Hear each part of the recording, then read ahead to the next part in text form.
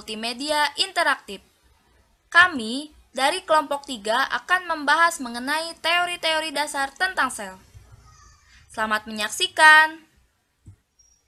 Definisi sel.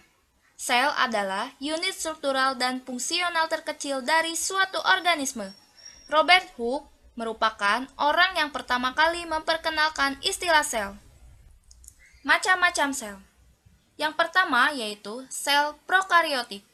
Sel prokariotik merupakan tipe sel yang tidak memiliki sistem endomembran, sehingga sel tipe ini memiliki materi inti yang tidak dibatasi oleh sistem membran, tidak memiliki organel yang dibatasi oleh sistem membran.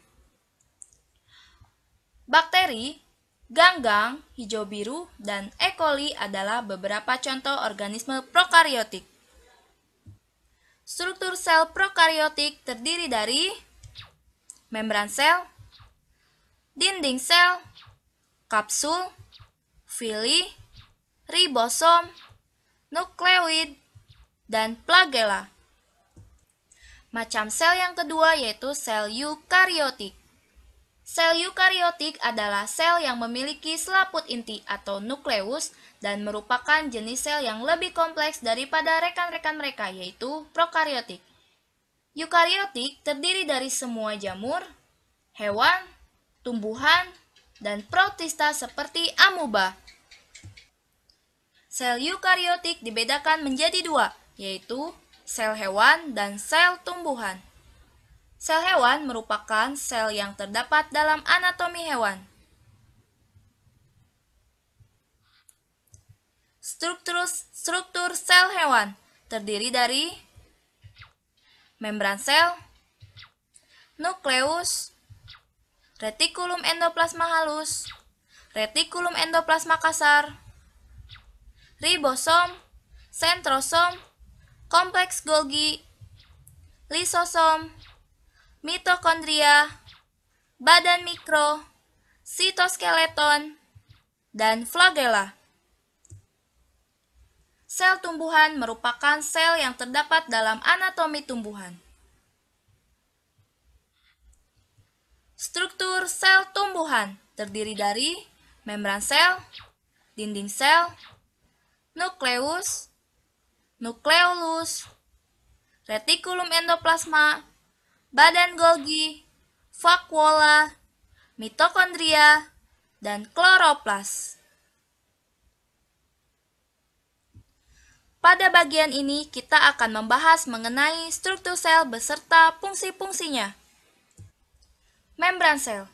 Membran sel atau membran plasma merupakan bagian terluar dari sel yang bertindak sebagai pembatas antara isi sel dengan lingkungan luarnya. Membran plasma mempunyai beberapa fungsi, yaitu 1.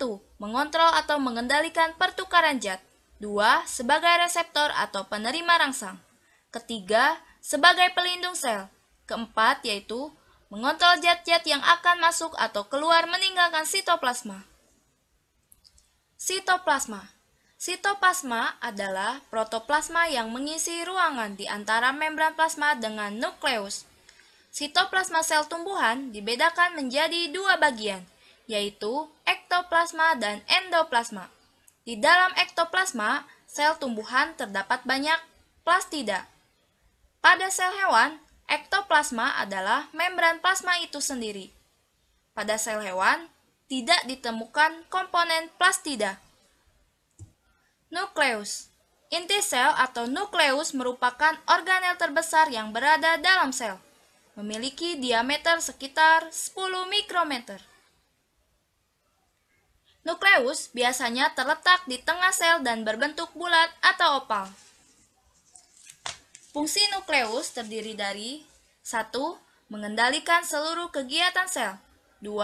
Mengeluarkan RNA dan unit ribosom dari inti ke sitoplasma. Ketiga, mengatur pembelahan sel.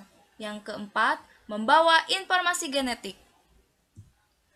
Bagian-bagian nukleus terdiri dari 1. Membran nukleus, 2. Matriks atau nukleoplasma, 3. Nukleolus. Retikulum endoplasma. Retikulum berasal dari kata retikular yang berarti anyaman benang atau jala.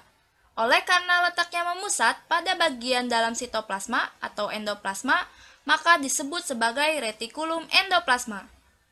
Retikulum endoplasma hanya dijumpai di dalam sel eukariotik, baik sel hewan maupun sel tumbuhan. Retikulum endoplasma dibedakan berdasarkan ada tidaknya ribosom pada membrannya, yaitu retikulum endoplasma kasar dan retikulum endoplasma halus. Retikulum endoplasma kasar yaitu jika membran Re yang berhadapan dengan sitoplasma ditempeli ribosom sehingga tampak berbintil-bintil. Retikulum endoplasma halus yaitu Re yang tidak ditempeli ribosom. Ribosom.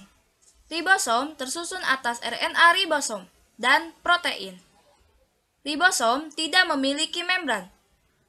Menurut bentuknya, ribosom terdiri dari unit besar dan unit kecil yang masing-masing berbentuk bulat. Fungsi ribosom adalah untuk menyintesis protein. Ribosom sendiri disintesis oleh nukleolus.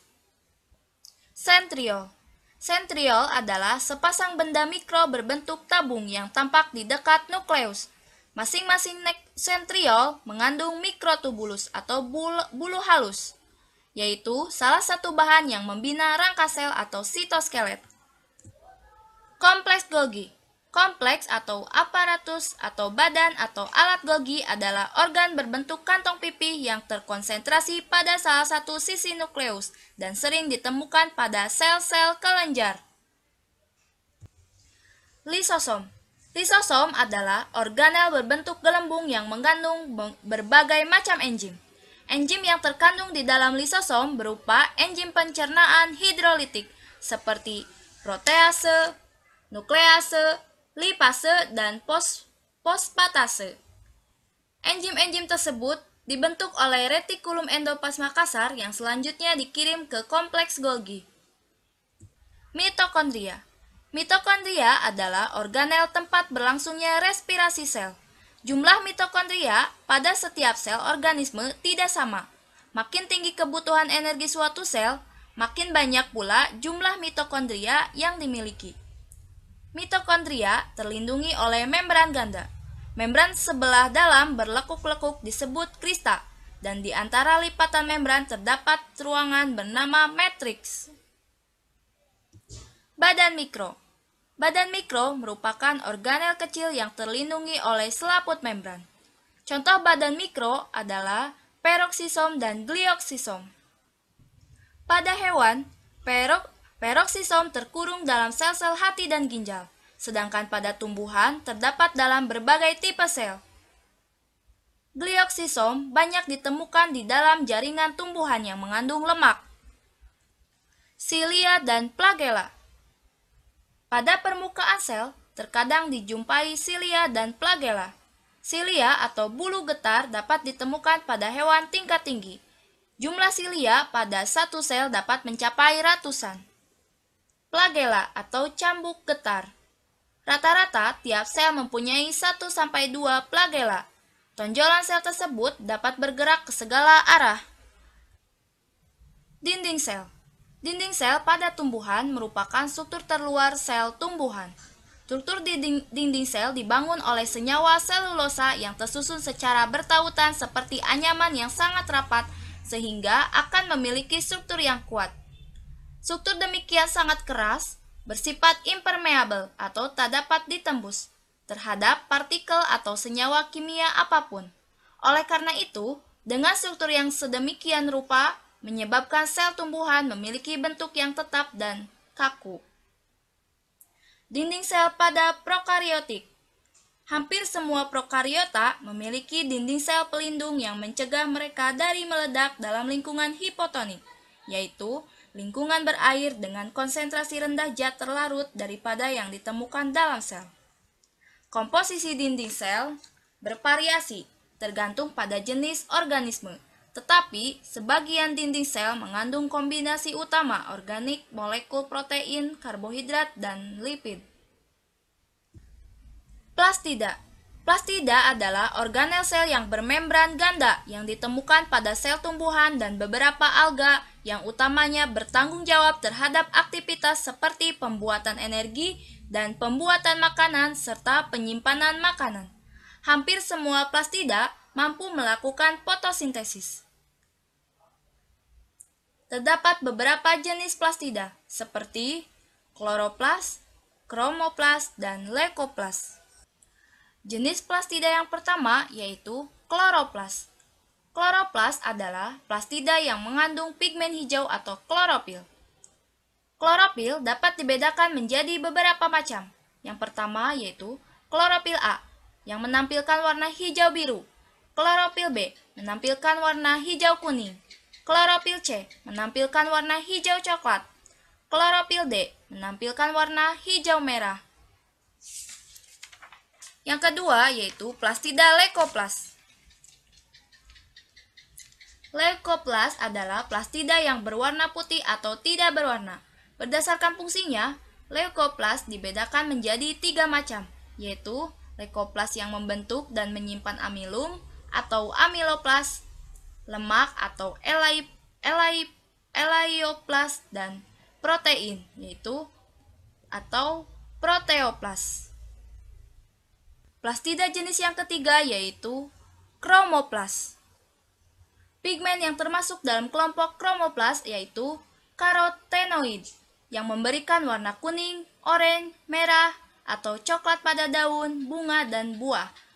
Yang kedua yaitu pikosianin, memberikan warna biru pada ganggang.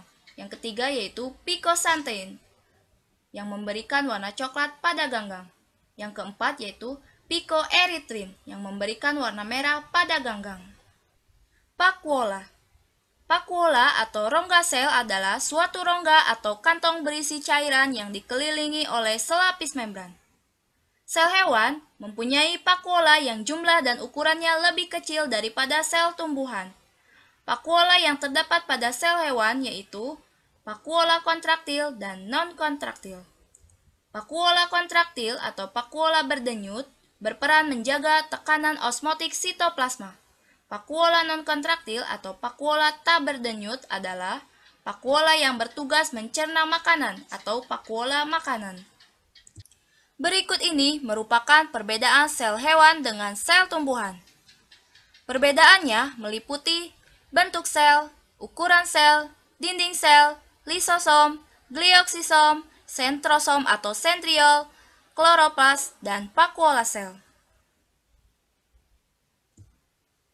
Berikut ini merupakan perbedaan sel prokariotik dan sel eukariotik.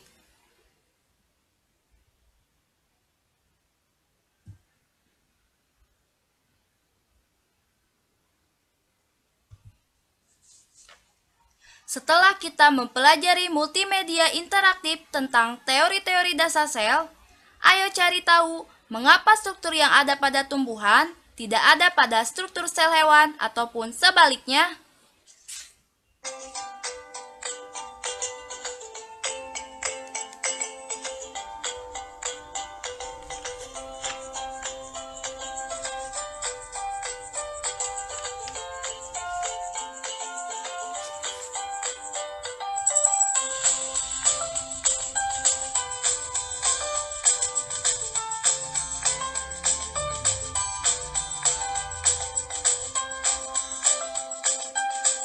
Sekian dari kelompok kami, kurang lebihnya kami mohon maaf.